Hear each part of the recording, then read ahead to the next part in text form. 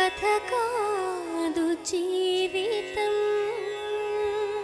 నా భర్తతో నాకు విడాకులు కావాలి. ఎందుకు కావాలి విడాకులు? నాకు ఆయన అంటే ఇష్టం లేదు. మరి ప్రేమించి పెళ్లి చేసుకున్నారని చెప్పారు. ఏం జరిగింది మీరు కరెక్ట్గా చెప్తే ముందు నుంచి మేము దాన్ని బట్టి మీకు విడాకులు ఇవ్వాలా లేదా అని మేము డిసైడ్ చేస్తాం.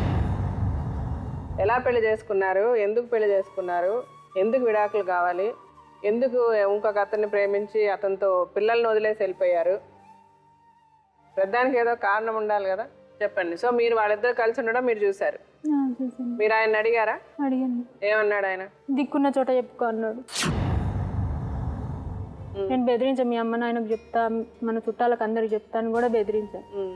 వాళ్ళందరికి చెప్తే నేను ఇట్లా నేను విడిచిపెట్టేసి వెళ్ళిపోతా అని చెప్పాడు మేడం. ఇలా బెదిరించిండు. ఇవన్నీ తట్టుకోలేక నేను రవీందర్తో వెళ్ళిపోయినా మేడం. మనతో చార్మినార్లో పోయింది. ఎవరిని పెట్టుకొని తిరిగినా వేరే మనతో పోతే తప్పే. పిల్లని నెమ్మడి పెట్టుకునే కదా పోయింది. అమ్మాయిని పిలిపించండి. మీరు ఇద్దరు పోయినా తప్పు ఉండదు, వాంతో పోవడం తప్పే కదా. పరాయి మగంతో మనతో చీరలు అవన్నీ ఎందుకు కొనిచ్చుకున్నావు? వాడేమన్నా నీ తమ్ముడా అని చీరలు కొని వెనక, లేకపోతే మీ వెనక పుట్టినోడా ముందు పుట్టినోడా కొని వెనక నీకు చీరలు కొని వెనక? నీకెందుకు కొనిస్తాడు చీరలు? చీరలు ఎందుకు కొనిస్తాడు? సినిమాలకు ఎందుకు తిప్పుతాడు? పార్కులకు మేము పోలేదు. ఏమండి మీకు ఒక కుటుంబం ఉంది కదా, మీకు అక్కలు చెల్లెళ్ళు ఉన్నారా? ఇలాంటి ఒక పరిస్థితి మీ ఇంట్లో జరిగితే అతనికి వచ్చిన కోపంలో న్యాయం ఉందా లేదా? ఆయనకు వచ్చిన కోపంలో న్యాయం ఉంది కదా. మీరు బాధపడాల్సిన అవసరం లేదు. ఏంటంటే మన జీవితంలో మనం చేసిన తప్పులే మనల్ని కాటేసేది. అందుకని మీరు అసలు ఎందుకు అట్లాంటి ఒక ఎదవ పని చేయాల్సి వచ్చింది చెప్పండి. మేడం మా ఇంటి పక్కనే ఉండేవారు మేడం. ఇంటి పక్కన ఉంటే ఆమెకి చెప్పాను మేడం ప్రేమిస్తున్నాను. ఆమె ఒప్పుకోలేదు. అంటే మీకు ఆమెకు పెళ్ళై 2 పిల్లలు ఉన్నారన్న సంగతి తెలిసి మీకు ప్రపంచంలో ఇంకా అమ్మాయిలే దొరకలేదు ఆమెను ప్రేమించడానికి? ఈ అమ్మాయి అంట ఈ అమ్మాయిని అతను హింసిస్తాడంట. మీరు 6 నెలలు ఈ అమ్మాయితో పాటు నువ్వు చీరలు కొంటావు, చార్మినార్లు తిప్పుతావు, కూల్ డ్రింకులు తిప్పుతావు, బేకరీలు తిప్పుతావు, ఇంకోటి చేస్తావు, మళ్ళీ ఈ అమ్మాయిని అతను హింసిస్తాడు. పద్ధతి అన్నది లేదా జీవించడానికి? ఒక ఆడపిల్ల బతికిదేనమ్మా? ఇదేమన్నా చీర, లేకపోతే గాజులా, లేకపోతే నగల? ఇది బాగుంది, ఇది బాగుంది, కొనుక్కున్నా, ఇది వేసుకున్నా 10 రోజులు, తర్వాత మళ్ళీ ఇంకోటి నచ్చింది, ఈ చీర బాగుంది, తీసి పడేసి ఇంకో చీర కొనుక్కుంటాను అన్నట్ట మొగుళ్ళు? మబ్బులెంతగా కురిసిన ఆకాశం తడిసేనా, మాటలతో మరపించిన మనసున వేదన తీరేనా?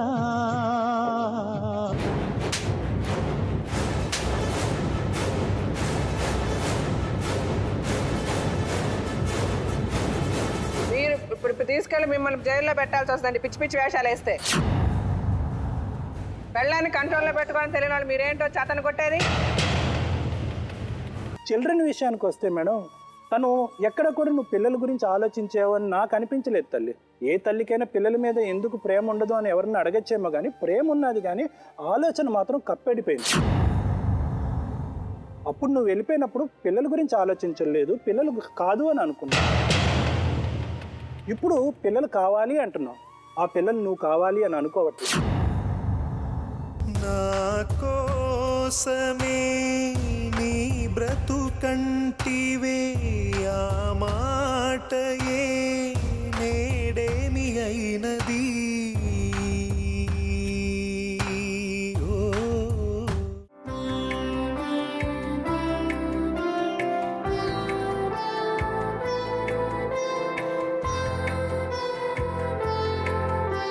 విన్నారు కదా సార్ స్టోరీ మొత్తం.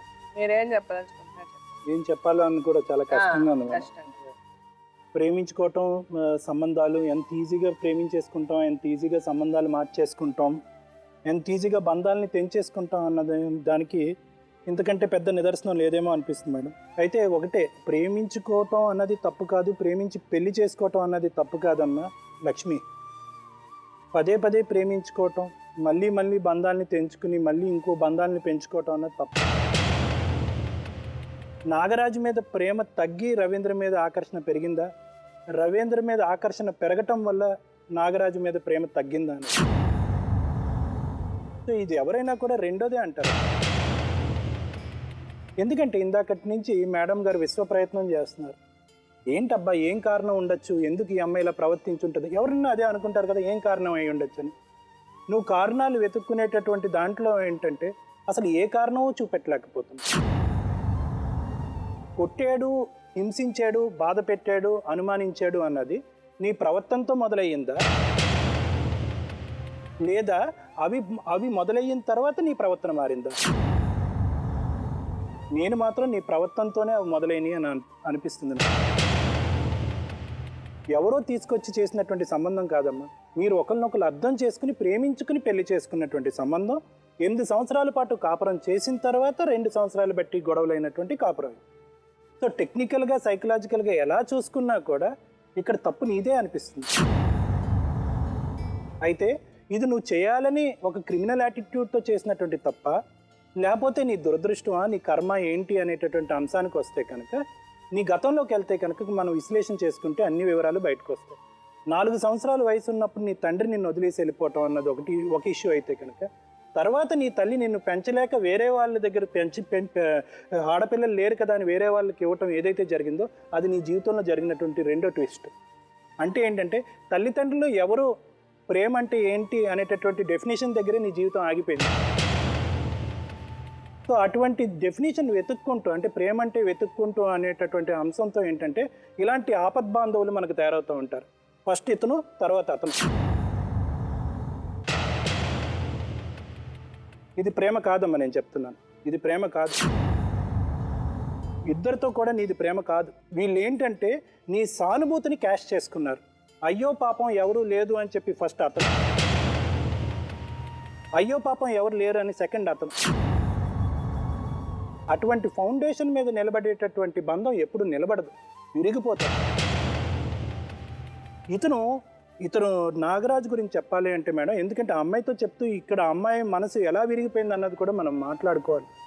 ప్రేమించిన తర్వాత ఇంక పెళ్లి చేసుకున్న తర్వాత మన చెప్పు చేతల్లో ఉంటుంది, ఈ అమ్మాయి ఎక్కడికి పోదు, మన గ్రిప్పులోనే ఉంటుంది అని టేక్ ఇట్ ఫర్ గ్రాంటెడ్ అనేటటువంటి అంశం మగవాళ్ళందరూ గుర్తుపెట్టుకోవాలి. ప్రేమించినప్పుడు ఎంత ప్రేమించారో, ప్రేమించి పెళ్లి చేసుకున్న తర్వాత దానికి 10 రెట్లు ఎక్కువ ప్రేమిస్తేనే మీ ప్రేమకి నిజాయితీ, దానికి ఒక సార్థకత, ఒక దిశ అన్న ఉంటాయి మీ పెళ్ళికి. అలా కాకుండా ఆ అమ్మాయికి ఎవరూ లేరు, నేను ఒక్కడనే దిక్కు కాబట్టి ఎలా ఉన్నా పర్వాలేదు, తన అవసరాలు ఏంటి, తన సంతోషాలు ఏంటి, నేను చూసుకోకపోయినా పర్వాలేదు అనేటటువంటి టేక్ ఇట్ ఫర్ గ్రాంటెడ్ అనేటటువంటి యాటిట్యూడ్ ప్రేమించినటువంటి ప్రతి మగవాడు గుర్తుపెట్టుకోవాల్సినటువంటి అంశం. ఎప్పుడైతే అది సరైన పద్ధతిలో జరగదో అప్పుడు ఇలాంటి తప్పులు జరుగుతూ ఉంటాయి. అంటే ఆ అమ్మాయి తప్పుకి ఉన్నటువంటి రకరకాల కారణాలు చూపెట్టే ప్రయత్నం నేను చేస్తున్నానే కానీ ఈ తప్పుకి నీ వ్యవహార శైలి ఒక్కటే కారణం అని నేను చూపెట్టట్లేదు. దానికి తన తల్లిదండ్రులు, తను పెరిగినటువంటి వాతావరణం, ఇవన్నీ కూడా కారణం. నీ విషయానికి వస్తే రవీంద్ర గారు కొన్ని మాటలు పదే వాడుతున్నారు. ఒకటి, బెదిరిస్తున్నాడు అని అంటున్నాడు. మేడం ఇందాక అన్నట్టుగా బెదిరించక ఏం చేస్తాడు? ఇప్పుడు మన పేపర్ ఇలా తిప్పగానే సగం హత్యలు, గొడవలు ఇవన్నిటికీ కారణం అక్రమ సంబంధాలే. అంటే మానవ విలువలు తెలియకుండానే ఎక్కడ పడితే అక్కడ సంబంధాలని టైఅప్ చేసుకోవటం, తుంచేసుకోవటం వల్ల ఈ పరిస్థితి ఏర్పడుతుంది. ఇంకొక మాట మీరు ఏమంటున్నారంటే, అది ఇందాక నుంచి నేను జస్ట్ స్క్రాచింగ్ మై హెడ్, ఏంటై ఉంటుంది అని, ఇది ఒకటే తప్పు మేడం అని అంటున్నారు.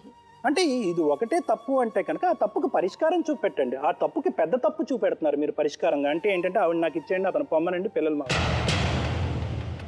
అంటే తప్పుకి అది పరిష్కారం కాదు. మీరు చేసింది ఇది ఒకటే తప్పు అని చెప్పి మీరు ఆ తప్పుని చిన్నగా చూపెట్టుకుని ఆ అమ్మాయికి ఎవరూ లేరు కాబట్టి నేను ఒక ఆపద్బాంధవుడిగా అమ్మాయికి వచ్చి, ఆపద్బాంధవుడిగా వచ్చినటువంటి పాత్ర అది కాదు. ఆ అమ్మాయిని లేపుకెళ్ళిపోయి పెళ్లి చేసుకోవటం, ఆ అమ్మాయితో సంబంధం పెట్టుకోవటం కాదు. అమ్మా నువ్వు చేస్తుంది తప్పు, నువ్వు తెలిసి తెలియక చేస్తున్నావు, అది అసలు ఏం ప్రయత్నం చేశాడని అతను అమ్మాయి జీవితాన్ని బాగుపరచడానికి సార్? అసలు ఫస్ట్ ఆఫ్ ఆల్ ఒక పెళ్ళై 2 పిల్లలు ఉన్న ఒక అమ్మాయిని నేను ప్రేమిస్తానని చెప్పడమే అసలు ఏం మనిషి అతను?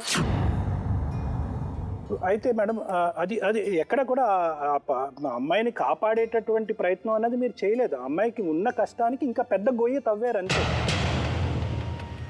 చిల్డ్రన్ విషయానికి వస్తే మేడం, తను ఎక్కడ కూడా నువ్వు పిల్లల గురించి ఆలోచించావని నాకు అనిపించలేదు తల్లి. ఏ తల్లికైనా పిల్లల మీద ఎందుకు ప్రేమ ఉండదు అని ఎవరిని అడగచ్చేమో కానీ ప్రేమ ఉన్నది, కానీ ఆలోచన మాత్రం కప్పెడిపోయింది.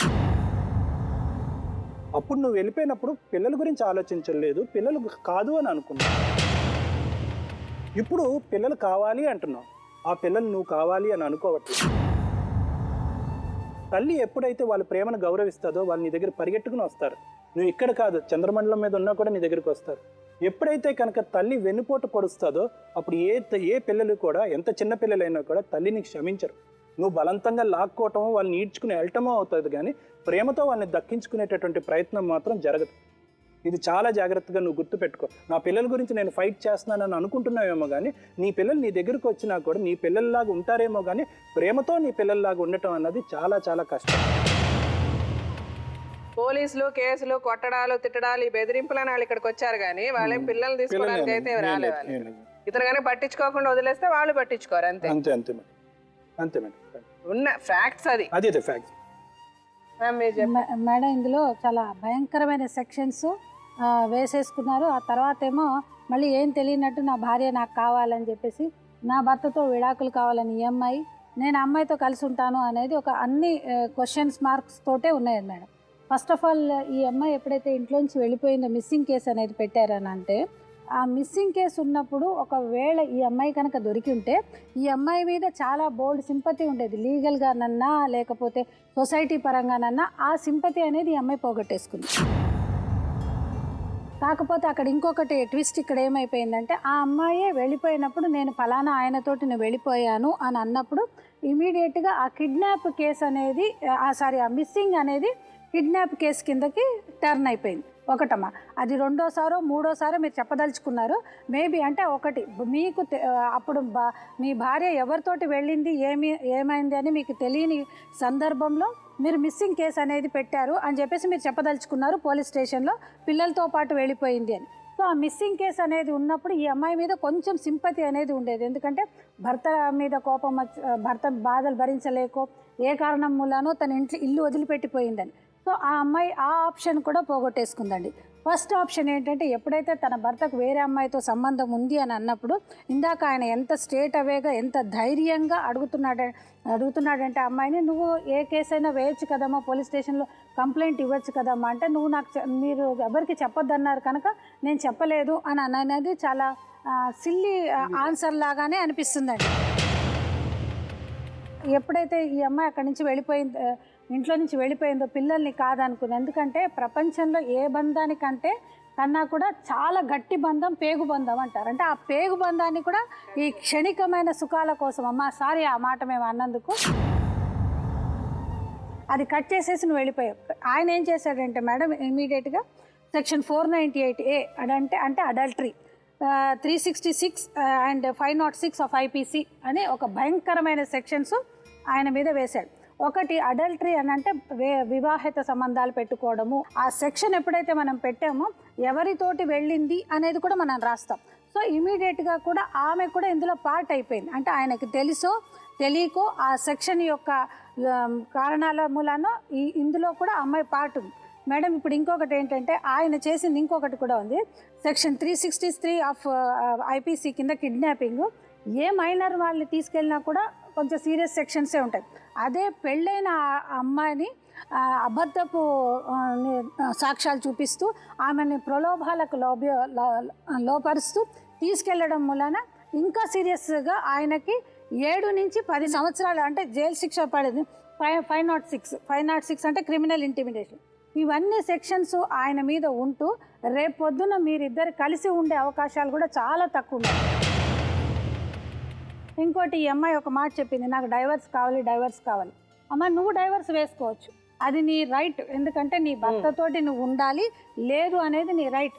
నీకు కావాలి అంటే నీ భర్తను, ఎందుకంటే నువ్వు ఆల్రెడీ ఒక హద్దు దాటిపోయావు కనుక నువ్వు చూపించే ఈ సెక్షన్స్ అన్నీ కూడా నీ పిటిషన్లో పెట్టేసుకుని, నీ డైవర్స్ పిటిషన్లో పెట్టుకుని నువ్వు డైవర్స్ తీసుకోవచ్చు. నిన్ను డైవర్స్ తీసుకోకుండా ఆపడానికి భూప్రపంచంలో ఎవరు అడ్డురారు.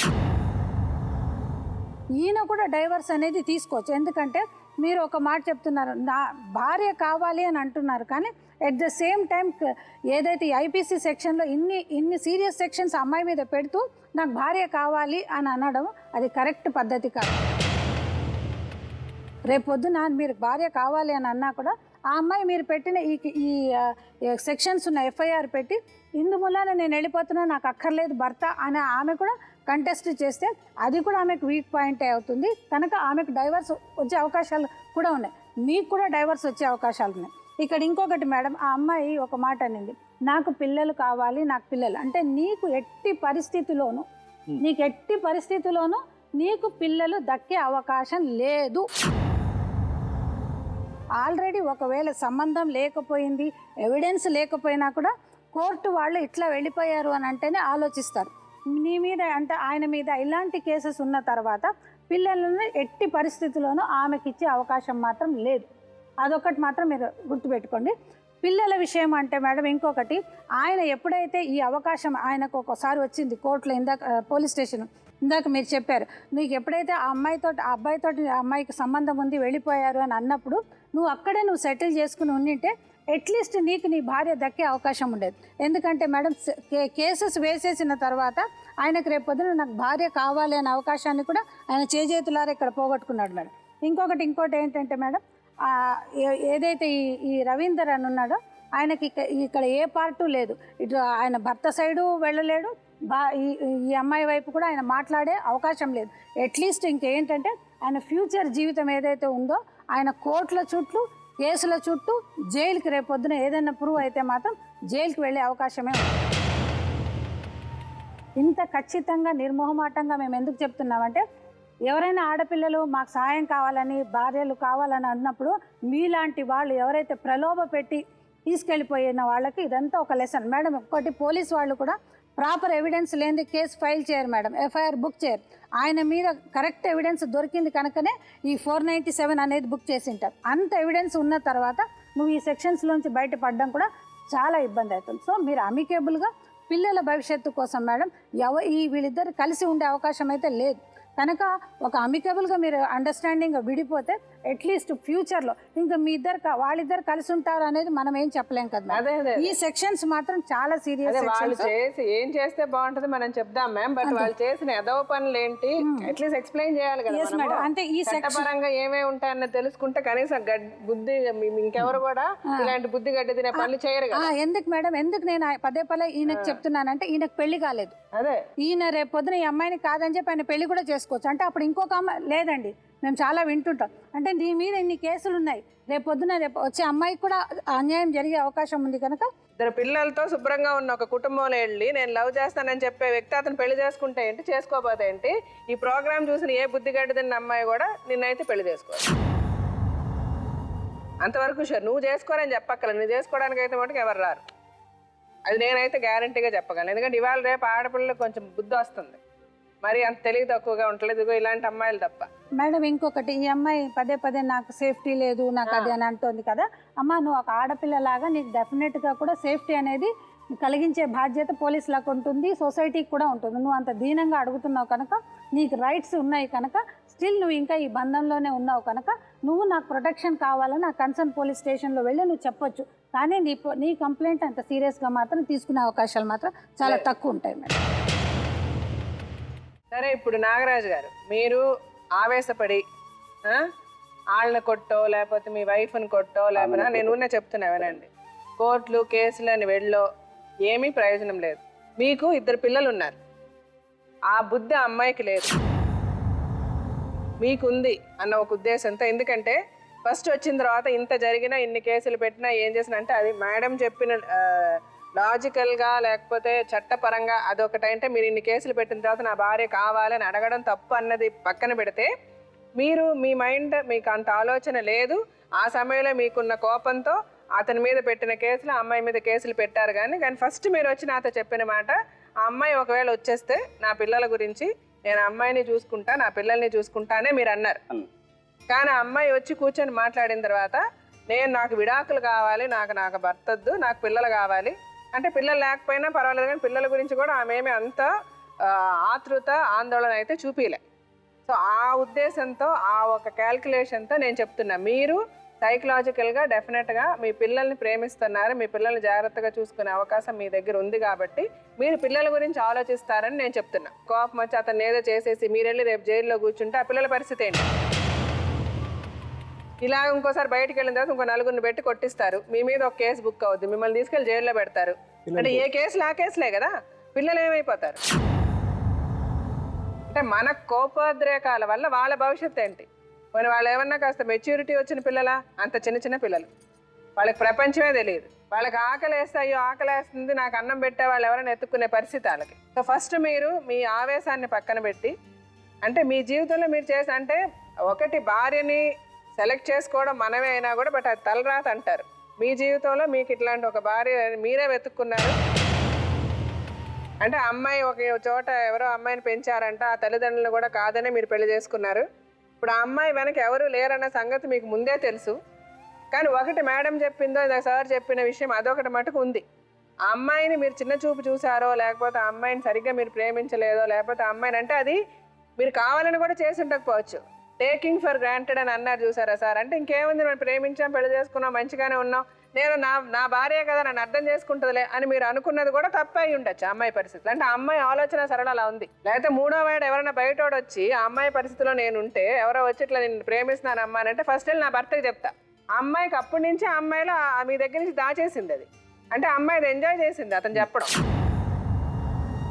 డబ్బులు ఖర్చు పెడుతున్నాడు మేడం, వీడు బాగా డబ్బులు ఖర్చు పెట్టడం వల్ల చెప్పలేదు. అదే చెప్తున్నా, అమ్మాయి డబ్బులు ఖర్చు పెడుతున్నారు. ఇంకొకటో సార్, ఆ అమ్మాయిలో ట్రూత్ ఉంటే, ఆ అమ్మాయిలో సిన్సియారిటీ ఉంటే, నేను ఆడదాన్ని సిన్సియారిటీ ఉంటే, నేను ఫస్ట్ నా భర్త నన్ను కొట్టాడా తిట్టాడా, లేకపోతే మాట అనుకుంటే ఇద్దరు పిల్లలకి అన్న తర్వాత భార్యాభర్తల మధ్య అంటే ఏవో మిస్అండర్స్టాండింగ్స్ వస్తాయి, ఇల్లు అన్నాక ఏదో గొడవలు వస్తాయి. నిజంగానే నా భర్తే తప్పు చేసినా కూడా ఎవరో మూడో వ్యక్తి పరాయ వ్యక్తి వచ్చి ఆ మాట అన్నప్పుడు ఫస్ట్ వెళ్ళి భర్తతోనే చెప్తాం.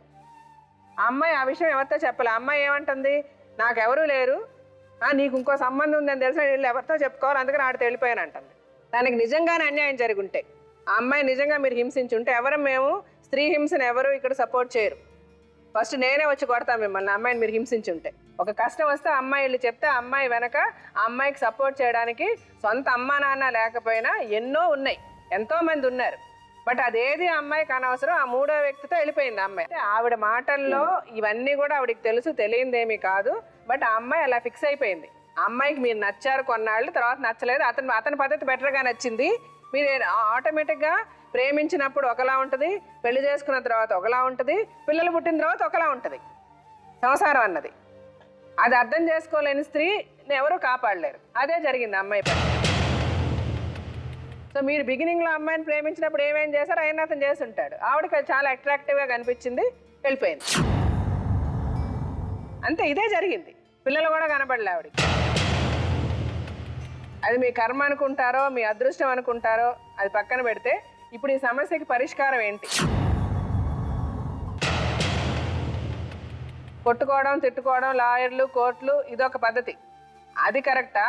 లేకపోతే పోతే పోయింది, ఆ అమ్మాయిని వదిలేసి ఆ అమ్మాయి బతుకుద్ది, మీరు మీ పిల్లలు ఉండడం ఒక పద్ధతి. ఎందుకంటే ఇంత మాట్లాడుతున్నా కూడా అమ్మాయిలు ఏ విధమైన మార్పు లేదు, ఏ విధమైన చలనం లేదు. ఇప్పటికన్నా కనీసం ఓకే నేను తప్పు చేశా, నా పరిస్థితి ఎలా ఉన్నా, నిజంగా నా భర్త ఎలా ఉన్నా పర్వాలేదు, ఏం చేసినా పర్వాలేదు, ఎలా చేసుకున్నా పర్వాలేదు, నా పిల్లలు ముఖ్యం, నేను నా భర్తతో ఉండి నా పిల్లల్ని చూసుకుంటానని అమ్మాయి అనడాలి. నీకు ఆ ఆలోచన రావట్లేదు కదమ్మా. వాళ్ళు జరిగింది జరిగిపోయి అదే నేను ఉండను. సో అమ్మాయి సెల్ఫిష్, తన గురించి ఆలోచించుకుంటుంది. ఇప్పటికి కూడా నేను ఉండనని అంటుంది కానీ అమ్మాయి ఇప్పటికి కూడా ఆమె మీద ఏం కోపం లేదు మేడం, వీడి మీద తప్ప నాకు ఆమె మీద కోపం లేదు. అది మీ బుద్ధి తక్కువ. అతని మీద కోపం ఎందుకు ఉంటుంది? నీ పెళ్ళాం సరి లేకపోతే మైండ్ మొత్తం డైవర్ట్ చేశాడు మేడం. ఇప్పుడు ఇంత జరిగిన తర్వాత కూడా ఇప్పుడు కూడా అమ్మాయిలో మార్పు రాలేదే? నీకేమైనా మార్పు వచ్చిందమ్మా? ఇప్పుడైనా నువ్వు అర్థం చేసుకుంటున్నావు నువ్వు చేసిన తప్పని? నా పిల్లల గురించి నేను అడ్జస్ట్ అయి ఉంటానన్న మాట నీ నోటమట వస్తుందా? నువ్వు రెడీగా ఉన్నావు అడ్జస్ట్ అయి ఉండడానికి? వెళ్ళే ముందు రోజు వీడు ఏమన్నాడు, పాయిజన్ తెచ్చుకున్నా మేడం చచ్చిపోతానే. ఆమె ఒప్పుకోకపోతే ఇప్పుడు నువ్వు మాట్లాడక, నువ్వు మనిషివే కాదు. ఇప్పుడు నువ్వు ఆ పాయిజన్ తెచ్చాడా, గాడిద గుడ్డు తెచ్చాడు, ఇవన్నీ తర్వాత. ఇప్పుడు విషయాలన్నీ తెలిసిన తర్వాత కూడా అతనేం చేశాడు, నువ్వేం చేసావు, ఆమె ఏం చేసింది అన్న విషయం తెలిసిన తర్వాత కూడా ఆ అమ్మాయిలో ఏమాత్రం మార్పు ఉందా? నువ్వే విధంగా అమ్మాయి మారుతుంది అనుకుంటున్నావు? నేను ఉండనంటే ఉండనంటుంది అమ్మాయి. అక్కడ మాట్లాడే అమ్మాయి కలిసి ఉంటావా విడిపోతావా లక్ష్మి? నేను పిల్లలు మరి పిల్లల్ని తీసుకోవాలి. ఎవరు తీసుకోవాలి పిల్లల్ని? నేను తీసుకుంటా. నీ దగ్గరికి వస్తే తీసుకో, మరి రానంటే ఫోర్స్ చేయొద్దు. రాను అంటే మాత్రం ఫోర్స్ చేయొద్దు. పిల్లలకు చెప్పే తీసుకొచ్చి 170 కిలోమీటర్ల నుంచి వచ్చాను మేడం. పిల్లలు రాగానే టిఫిన్ చేయించుకొని తీసుకొని వచ్చాను. వాళ్ళతో ఏ మాట కూడా మాట్లాడలేదు ఇప్పటివరకు. వాళ్ళకి ఇంతవరకు నేను ఏ రకమైన ప్రిపరేషన్ చేయలేదు. అంటే నువ్వు నాతోనే ఉంటా అని వాళ్ళకి చెప్పు. ఎవరు చెప్పారు నాకు బాగా సర్లే నా దగ్గరనే ఉంటా అని చెప్పు, మమ్మీ దగ్గర ఉండనని చెప్పు అని అట్లా ఏం చెప్పలేను నేను. కావాలంటే నువ్వు ఈ రోజంతా ఉంచుకొని, ఒకవేళ ఇప్పుడు ఒక గంట సేపు మాట్లాడుతుంటే మాట్లాడేం పర్లేదు, ఈ రోజంతా ఉంచుకొని కూడా నీ దగ్గర ఉంటా అంటే మాత్రం నేను అబ్జెక్షన్ చెప్పాను. ఉండనంటే మాత్రం నువ్వు బలంతా పెట్టొద్దు, పిల్లల్ని భయపడిచ్చి కానీ వేరే రకంగా కానీ చేయొద్దు.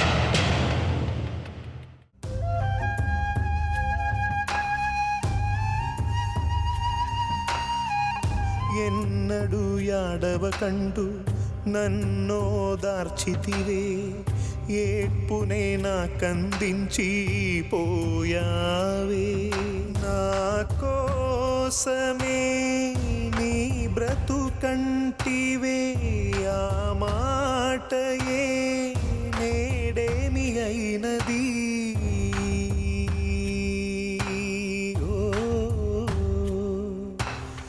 ఎదకోతన చిరునవ్వు చిందే పెదవేయది మూగదైపోయినది. కనీసం పోనీ ఇతనికన్నా బుద్ధి వస్తుందా చూడండి. వద్దండి నేను ఆ అమ్మాయిని తీసుకెళ్ళను, ఆ పిల్లలతోనే వాళ్ళని కలిసి ఉండేవాడిని అతను కూడా అంటలేదు. లక్ష్మి నీకు అవసరమా, పిల్లలకు అవసరమా? లక్ష్మి నాకు అవసరం, పిల్లలతో వస్తే నాకు కూడా అవసరం. సరిగ్గా సమాధానం చెప్పు, నాకు ఒళ్ళు మండిపోద్ది ఇప్పుడు చెప్పు. నీకు అవసరమా, పిల్లలకు అవసరమా? ఎవరికి ఆవిడ అవసరం ఎక్కువ ఉంది? బుద్ధున్నాడు అయితే ఏం చెప్పాలి? నీకు బుద్ధి ఉందా అమ్మా, జరిగిపోయింది, వెళ్ళి పిల్లల్ని చూసుకొని ఉండని చెప్పాలి. ఇలాంటి పరిస్థితుల్లో లక్ష్మి ఎందుకు కావాలి నీకు? వండి పెట్టాలా నీకు? స్నానం చేయించి బట్టలు తొడగాల నీకు? నేను చదివించాలా? ఎందుకు కావాలి నీకు? ఆ కుటుంబాన్ని ఎంత నాశనం చేసావు చూడు నువ్వు. ఈరోజు ఆ అమ్మాయిని అట్లా మార్చేసి ఆ కుటుంబాన్ని నడి రోడ్డుకి తీసుకొచ్చావు. ఆ పిల్లల పరిస్థితి ఏంటి? కొంచెం ఆలోచిస్తున్నావు నువ్వు అసలు? నువ్వేం అతనితో ఉండక్కర్లే. అట్లీస్ట్ నువ్వు చేసిన దానికి నువ్వు సిగ్గుపడుతున్నావు అదన్నా చెప్పు నాకు. కనీసం ఆతృప్తి అని ఉంటుంది, పోనీలే చేసిన తప్పు కాస్త బాధపడింది ఆ అమ్మాయి, సిగ్గుపడుతుంది అని. బాధపడతావా? ఇదే వయసు అప్పుడు మీ నాన్న వదిలేసి వెళ్ళిపోయాడు నేను. అంతే, అదే పరిస్థితి ఇప్పుడు ఆ పిల్లలకు కలిగింది. నువ్వు వదిలేసి వెళ్ళిపోతున్నావు. ఇప్పుడు రేపు ఆ పిల్లలు పెద్దయ్యాక ఏం సమాధానం చెప్పుకోవాలి వాళ్ళ అమ్మ గురించి అడిగితే? మీ పిల్లలకి ఇస్తున్న డిగ్రీ నువ్వు అది వాళ్ళకి అన్నందుకు. సరే ఫైనల్గా చెప్పు, ఏంటి నువ్వేమనుకుంటున్నావు? ఇప్పుడు ఇంత జరిగిన తర్వాత అన్నా నీళ్ళేమన్నా మార్పు వచ్చిందా నీ డెసిషన్లో? లేదు అదే నాకు అవసరం లేదు, నా మొగుడు అక్కర్లే, నా పిల్లలు అక్కర్లే, నేను రవీంద్ర తెల్లి ఊరేగుతాను అంటున్నావా? అదేనా? పిల్లలు ఎందుకు ఇస్తారు నీకు? పద్ధతిగా నువ్వు ఫైట్ చేసి నువ్వు డివోర్స్ తీసుకుంటే అప్పుడు పిల్లలు నీకు వచ్చే అవకాశం ఉండింది. కానీ నువ్వు అవలంబించిన పద్ధతి, నువ్వు అవలంబించిన దారి తీరు కరెక్ట్ కాదు. మేడం ఇక్కడ ఇంకో చిన్న ఆయన ఈ అమ్మాయితో డైవర్స్ వేయించారంటే ఎందుకంటే ఆయన రేపొద్దున లీగల్ గా సేఫ్ కావడానికి, అదే అంటే ఆయనకు వేసిన సెక్షన్స్ ఒక సివియారిటీ తగ్గడానికి ఈ అమ్మాయితో డైవర్స్ పేపర్స్ వేయించారు. అది కూడా జరిగి ఉంటుంది. ఆ పిల్లల గురించి ఆ అమ్మాయి నిజంగా వచ్చి కలిసి ఉంటే బాగుంటుందని నాకు అనిపిస్తుంది. ఎందుకంటే పిల్లల గురించి ఆ అమ్మాయిని మీరు ఏ విధంగా క్షమించలేకపోయినా ఆ పిల్లలకి వాళ్ళు ఏం పాపం చేశారు తల్లి లేకుండా పెరగడానికి? నీ జీవితం నుంచి నేను తప్పుకుంటున్నానని ఫస్ట్ అతను అనాలి మేడం. అతనికి ఆ సిగ్గులేదుగా. ఇప్పుడు అతను అడిగితే సమాధానం చెప్పట్లేదు. ఎందుకు కావాలి లక్ష్మి? అతనికి లక్ష్మి నీకు కావాలి, పిల్లలకు కావాలంటే అతనికి సమాధానం లేదుగా. అంటే ఇంత మనం చెప్పి ఇంత అసహ్యంగా మాట్లాడినా కూడా వాళ్ళు ఏమాత్రం చలనం లేదా ఇద్దరిలో? ఏమైనా మార్పు ఉందా అమ్మా నీ డెసిషన్లో? నీలో ఏమన్నా మార్పు ఉందా? మార్పు లేదు. ఆయన ఫిక్స్ మేడం. ఆయన మాత్రము ఒకవేళ రేపు పొద్దున ఈమెకు డైవర్స్ వచ్చినా మీ ఇద్దరు పెళ్లి చేసుకున్నా కూడా మీరు స్టిల్ ఆమెతో కాపురం చేస్తూ కోర్టుకు వెళ్ళాల్సి వస్తుంది. అన్ని సెక్షన్స్ ఉన్నాయి. మీరు రెడీ, మీరు దానికి అన్నిటికీ తెగించినట్టున్నాడు. లేదు మేడం, తెగించలేము. లేకపోతే ఏంటంటే మీరు మాట్లాడేది? నువ్వు ప్రేమ, అభిమానం, ఆత్మాభిమానం ఇవన్నీ నీకు ఉన్నాయంటే నువ్వు మనిషి అయితే నువ్వేమంటావంటే ఇప్పుడు ఇంత జరిగిన తర్వాత లేచి మేడం ఏం జరిగితే జరిగింది, ఈ కోర్టులు ఈ కేసులు వద్దు, నేను నిజంగానే అమ్మాయిని ఇష్టపడ్డాను, నాకు ఆ అమ్మాయి మీద ఉన్న ప్రేమ నిజం, సో అమ్మాయి బాగుండాలి, అమ్మాయి పిల్లలు బాగుండాలి, అమ్మాయి కుటుంబం బాగుండాలి, సో నేను అమ్మాయికి బుద్ధి చెప్తున్నా, ఈ కేసులన్నీ తీసేయండి, నువ్వు బుద్ధి తెచ్చుకొని వెళ్ళి నీ పిల్లలతో ఉండు, నీ భర్తతో ఉండు, నా జీవితంలో మళ్ళీ నేను నీకు కనబడినా నువ్వు వెళ్ళిపోవాలి. అప్పుడు నువ్వు మనిషివి, అప్పుడు నీ కుటుంబ విలువలు తెలుసు. నా ప్రేమని వదులుకో. అదే నువ్వు పెద్ద ప్రేమికుడు కదా. నువ్వు చేసిన రైటని ఒక్కడితో చెప్పించు, వెళ్ళి ఎవరినన్నా అడుగు, చెప్పుచ్చు కొడతా, నేను ఇంకా మర్యాదగా చెప్తాను. మీరు చక్కగా డైవర్స్ ఇచ్చేసి మంచి మనుషుల్ని పెట్టి మీ పిల్లల్ని జాగ్రత్తగా చూసుకొని బాగా చదివించి వాళ్ళని ప్రయోజకులు చేయండి. మీరు చేసిన తప్పు మీ జీవితంలో ఇక్కడ మీకు ఎక్కడో కొట్టింది. ఆ అమ్మాయిని ఎంతో ప్రేమించి పెంచుకున్న తల్లిదండ్రులు వాళ్ళు ఇష్టపడకుండా మీకు ఇచ్చి పెళ్లి చేశారని అమ్మాయి చెప్పింది. ఏమో వాళ్ళ ఉసిరే తగిలిందేమో మీకు, నాకు తెలియదు. అందుకని ఇలాంటి ఒక పరిస్థితి మీకు వచ్చింది. అంటే ఈ లవ్ అనేసరికి ఎలా అయిపోతుందంటే చిన్నప్పటి నుంచి పెంచిన తల్లిదండ్రులు ఎందుకు పనికిరారు వలాదు. ఒక 6 నెలల్లో సంవత్సరం వీళ్ళు లవ్లు మొదలు పెడతారు. ఇంకా అప్పుడు తల్లి అక్కర్లే తండ్రి అక్కర్లే అందరిని వదిలేసి వీళ్ళు తీసుకెళ్ళి పెళ్లి మాట్లాడతాను సార్. పక్క తీసుకెళ్ళి మాట్లాడతావు, తీసుకెళ్ళి వెళ్ళండి. లక్ష్మి అతను మీతో మాట్లాడతాడు. తిట్టడాలు కానీ చేసుకోవడాలు కానీ చేస్తే మటుకు మర్యాదగా ఉండాలి. మాట్లాడుకుంటాం, జీవితాన్ని మంచిగా మాట్లాడుకుంటాం. మీ అమ్మ నాన్న చెప్పింది, చెప్పొద్దు చెప్పొద్దు. చెప్పిండ్రు వాళ్ళు ఏడ్చిరు నన్ను చూడంగానే. నీకు తెలుసా విలువ? ఎవరు చెప్పలేదు, నిజం చెప్తున్నా. నేను అడుగు నువ్వు కావాలి కనీసం నన్ను పిల్లల్ని తీసుకొచ్చి, సరే ఒక పని చేయి, పిల్లల్ని ఒక 10 నిమిషాలు పక్కకు తీసుకొచ్చుకొని మాట్లాడుతుంటే అడుగుతుంటే అడుగు. చూడు నువ్వు అట్లా మాట్లాడుతుంటే మాట్లాడు. కాదు, ఎప్పుడైనా హాలిడేస్ ఉన్నప్పుడు అన్నం అది ఇప్పుడు నేను పిల్లలకు నేర్పించిన నువ్వు అన్నావు కదా, నేర్పించిండ్రు అని నాకు తెలుసు. నేను ఉన్నప్పుడే మమ్మీతో వెళ్ళొద్దని చెప్పి నువ్వు మీ అమ్మ నాన్న నేను నిజంగా చెప్తున్నా, నా తల్లితోడే చెప్తున్నా కానీ మీకు ఎవరితో ఇష్టమైతే వాళ్ళతో ఉండండి అమ్మా అని చెప్పిన ఒకటే మాట తప్ప. నువ్వు కావాలంటే పిల్లల్ని తీసుకొని వచ్చి మాట్లాడుతుంటే మాట్లాడు 10 నిమిషాలు. ఓకే, కలిసి ఉండవా? నేను బాగానే చూసుకుంటాను. ఉండను. ఎందుకు? మంచిగానే చూసుకుంటాను. ఎన్ని రోజులు ఏం చూసుకున్నావు, ఇప్పుడు ఏం చూసుకుంటావు? ఇన్ని రోజులు మంచిగా చూసుకున్నా లేదు, నీకు అర్థం అవ్వలేదు. పిల్లలు పాడైపోతారు. పిల్లలు నాకు నేను సంతోషంగా చూస్తాను. పిల్లలు నీ దగ్గరకు వస్తుంటే నేను ఖచ్చితంగా ఇస్తాను, రానంటే మాత్రం ఆ కాన్ఫిడెన్స్ నీకు ఉంది, ఎందుకంటే మీరు అట్లా ప్రాక్టీస్ చేయించే పిల్లలకు నాకు తెలుసు. సార్ నేను ఒక పిల్లల్ని 10 నిమిషాలు పక్కకు తీసుకొచ్చి మాట్లాడుకుంటే మాట్లాడుకుందా పిల్లల్ని ఒక 10 నిమిషాలు అడుగుదా మేడాన్ని అడిగి నువ్వే తీసుకురా. మేడం అట్లే సేమ్ మాట్లాడుతుంది, డివోర్సే కావాలంటుంది. ఒకసారి పిల్లలతో మాట్లాడుతుంటే ఒక 5 మినిట్స్. నాకు చెప్పిందా నీకు? నిజం చెప్పు, నేను వద్దా?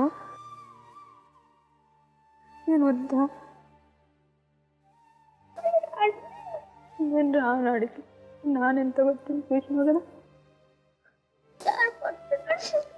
నేను రాను, ప్లీజ్ మీరు వస్తారా?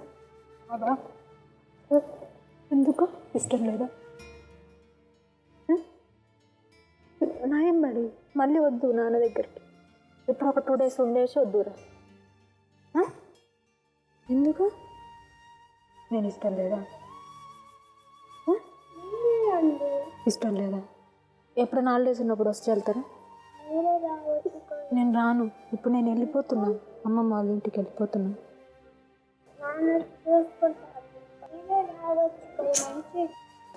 నేను రాను, సారీ నేను రాను. కానీ వస్తావా? ఎప్పుడైనా హాలిడేస్ ఉన్నప్పుడు ఫోన్ చేస్తే ఫోన్లో మాట్లాడండి. ఎప్పుడైనా రావాలనిపిస్తే రమ్మంటే రండి, సరేనా? ఒప్పుకుందాం.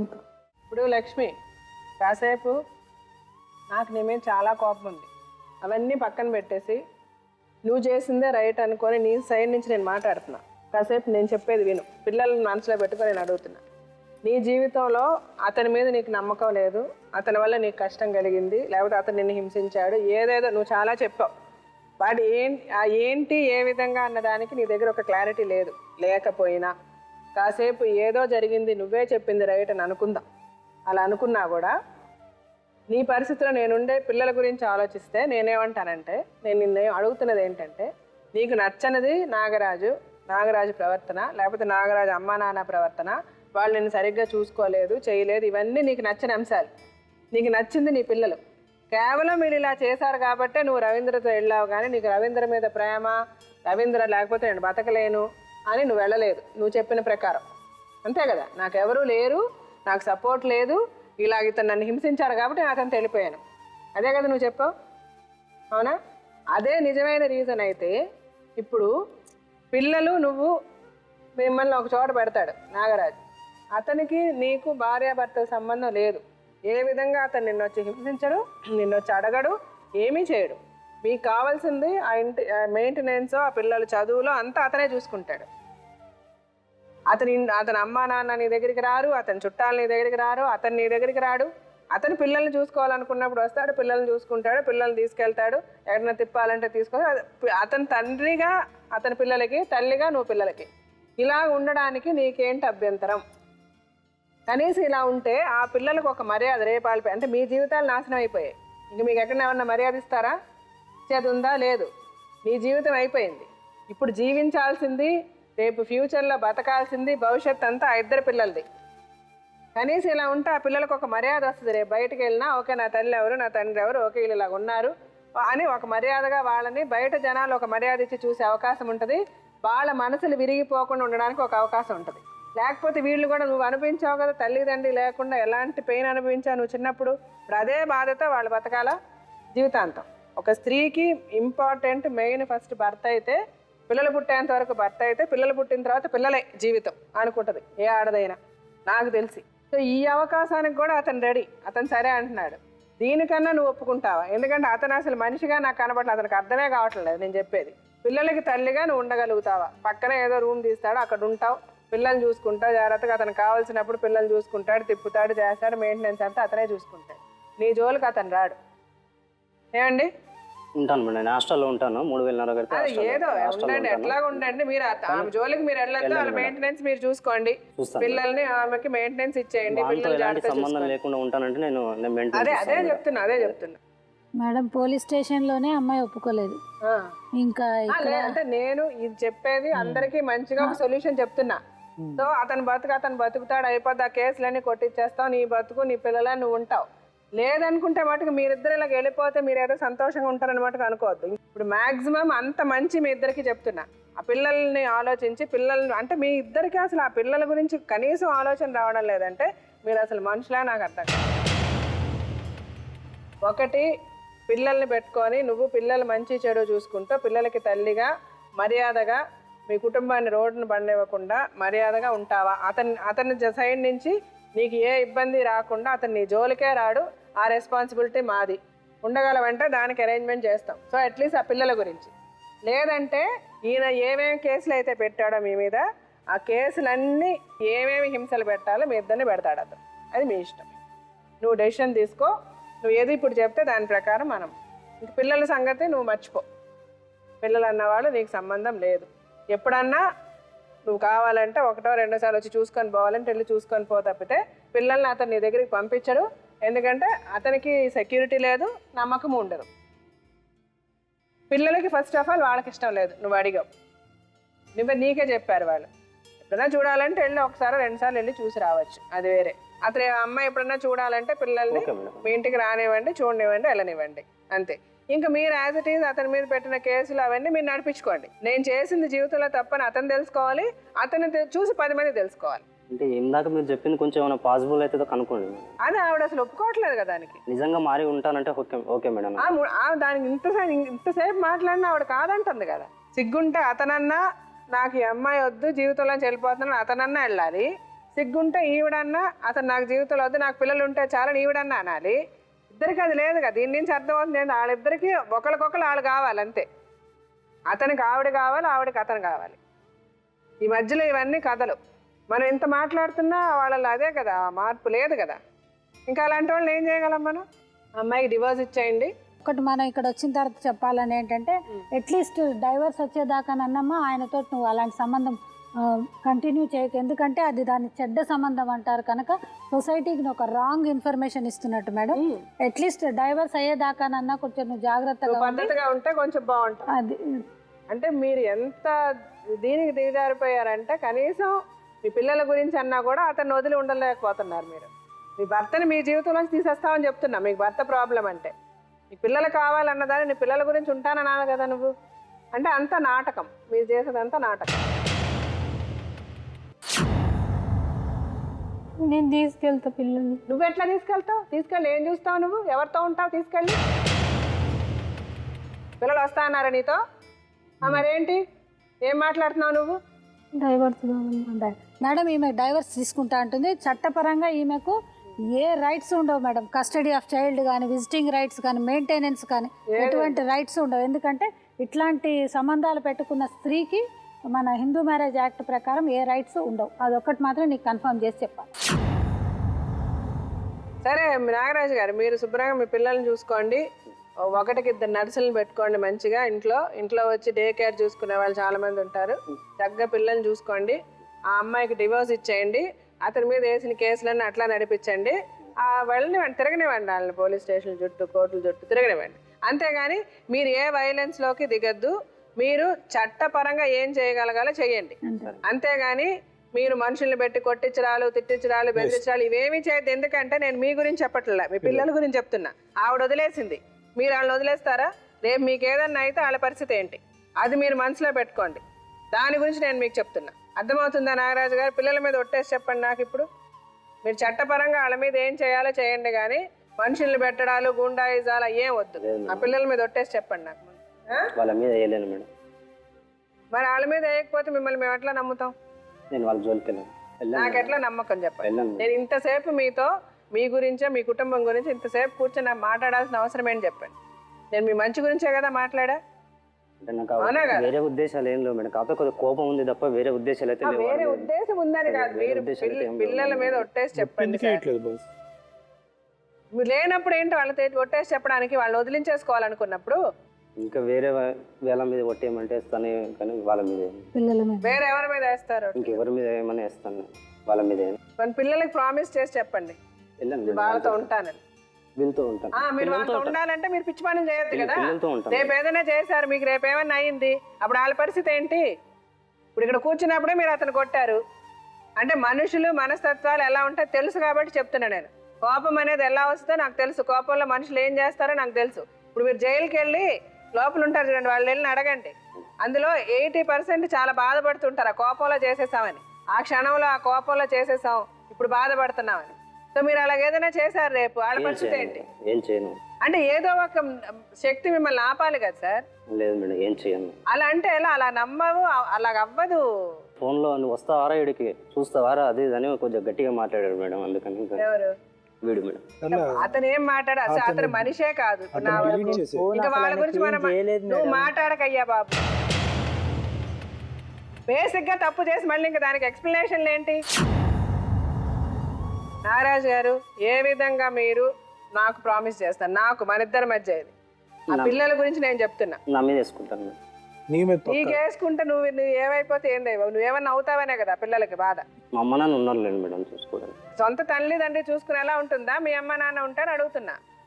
వాడు నా లైఫ్ డిస్టర్బ్ చేసిండు మేడం. సో ఏం చేస్తావు? చట్టాన్ని చేతిలో తీసుకుంటావా? చట్ట ప్రకారం రూల్ ప్రకారం వెళ్తాను మేడం. చేస్తావు కదా. అదే చెప్పు, చట్ట ప్రకారంగా వెళ్తారని ప్రామిస్. ఇప్పుడు నా పిల్లలకు తల్లిని దూరం చేసాడు, నాకు భార్యను దూరం చేసాడు, నా ఫ్యామిలీ మొత్తం డిస్టర్బ్ చేసాడు.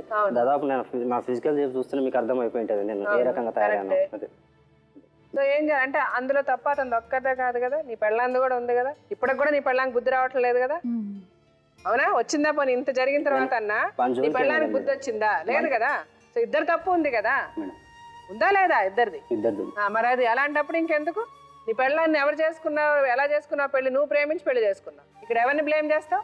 వెళ్ళను మేడం, మన జోన్కి వెళ్ళను. లేదు మేడం, ఆయన వెళ్ళడం మూలాన ఆయన వేసిన సీరియస్ కేసెస్ సివియారిటీ తగ్గిపోతుంది మేడం. తర్వాత నువ్వు అనుకుంటున్నావు, దాని తర్వాత ఏమవుద్ది అంటే నువ్వు వెళ్ళి కోర్టులో జైల్లో కూర్చుంటావు, వాళ్ళ మీద కేసులు కూడా ఫిజిల్ అవుట్ అయిపోతాయి, వాళ్ళు హ్యాపీగా ఉంటారు ఫైనల్గా. తర్వాత నాశనం అయిపోయేది నువ్వే.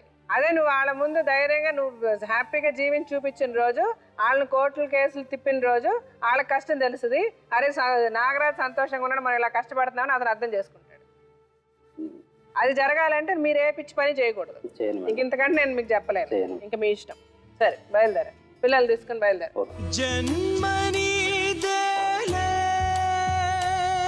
మరు జన్మని జతను విడిచావో చితికి పోతానే ప్రియత